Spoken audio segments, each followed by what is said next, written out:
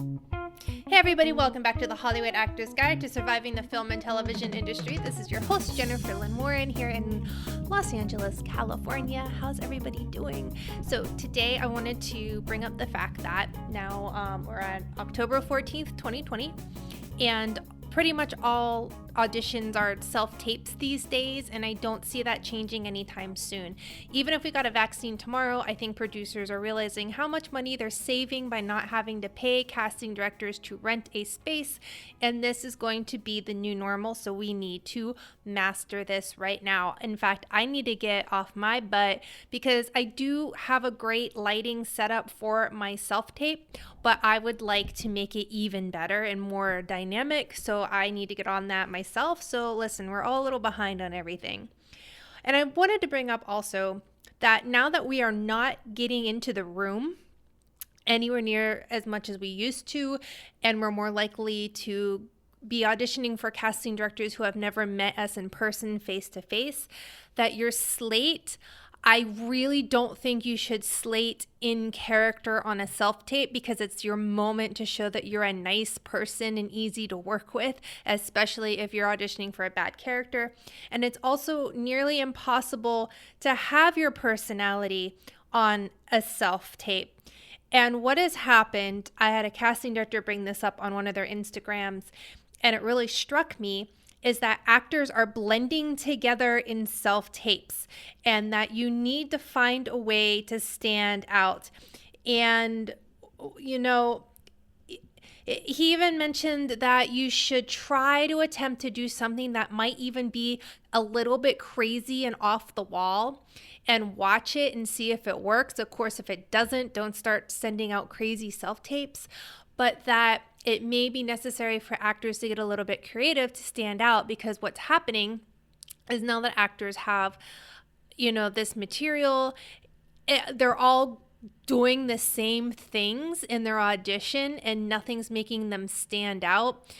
And it's the one actor that maybe did do it a little crazier or looser or was more creative with some of their choices that's actually standing out, that may be getting the callbacks. And so I don't want you to go completely insane with your self-tapes, but I also don't want you to play them so safe that you look like everybody else and you're just getting looked over no matter how talented you are.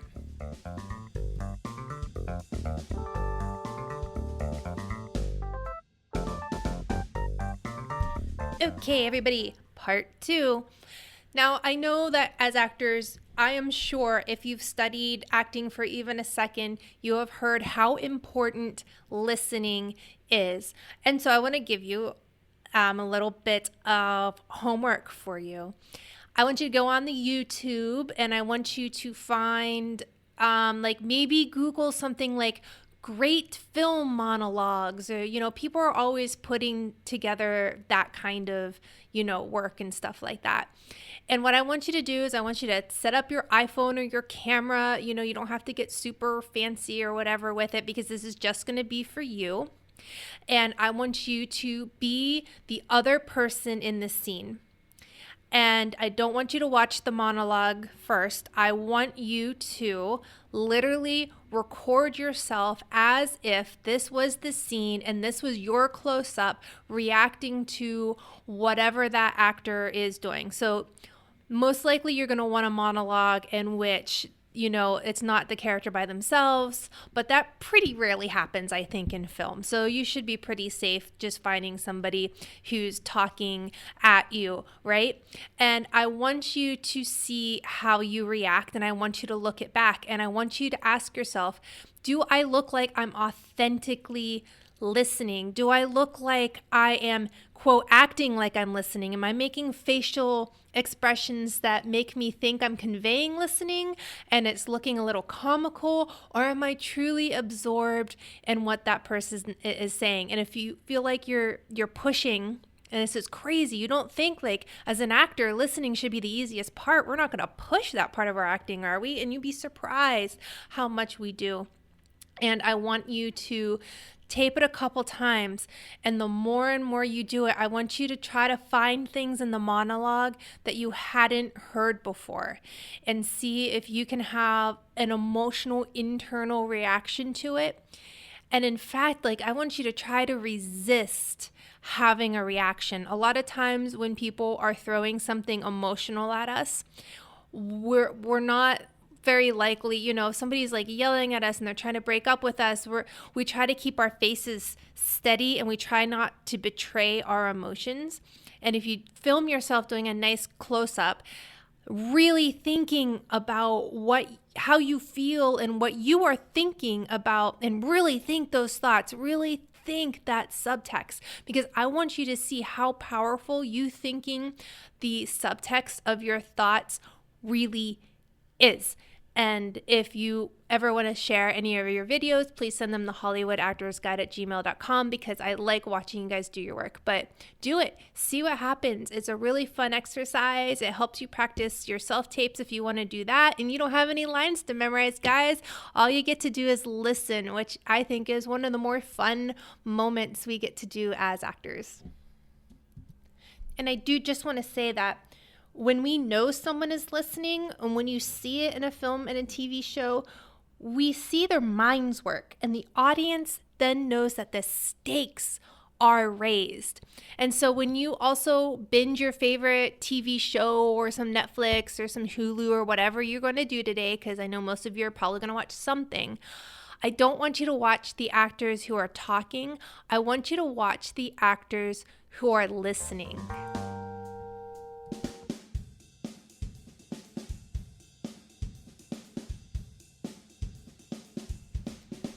All right, you guys know I like my quotes, but today we're doing the quote of today with a twist. And W. Somerset, I believe it's pronounced Mogham, said, "It's a funny thing about life. If you refuse to accept anything but the best, you often get it."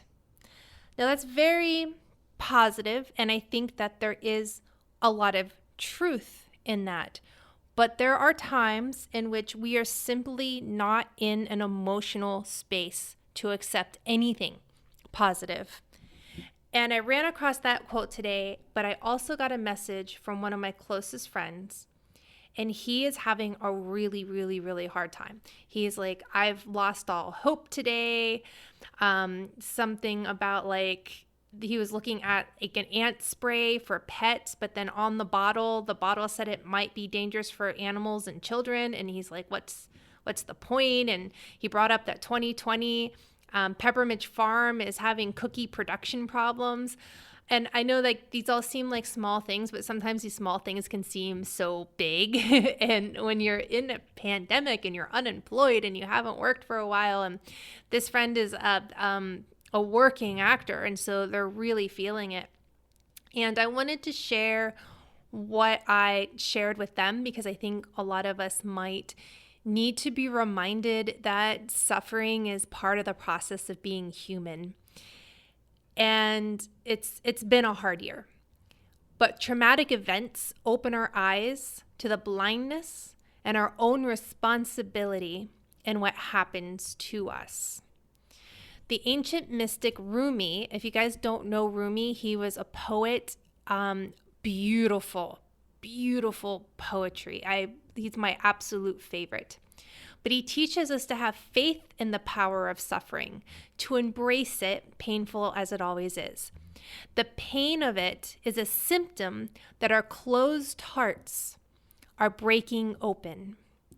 And Rumi emphasizes that all suffering is a gift.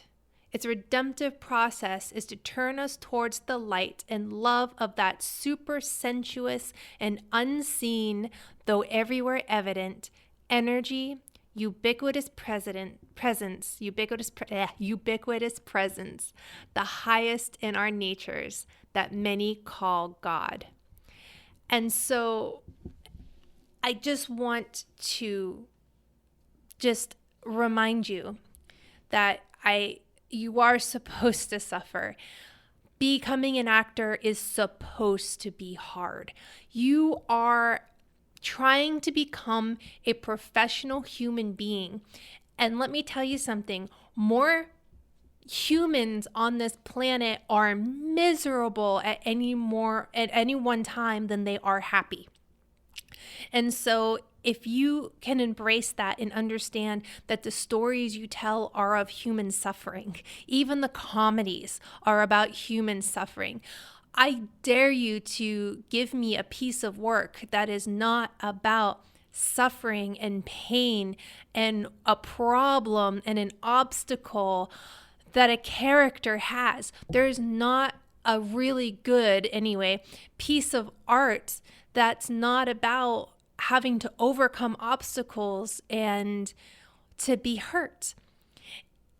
And other people have the luxury in their jobs, outside, the artistic endeavors, to be an accountant and close their minds and hearts to what's going on and just look at the hard, cold facts and just coast through life. But if you want to be an actor, a writer, a director, then you're going to have to deal with the fact that you are going to dive into human suffering, and that is going to break your heart so many times, but it's also going to break your heart open.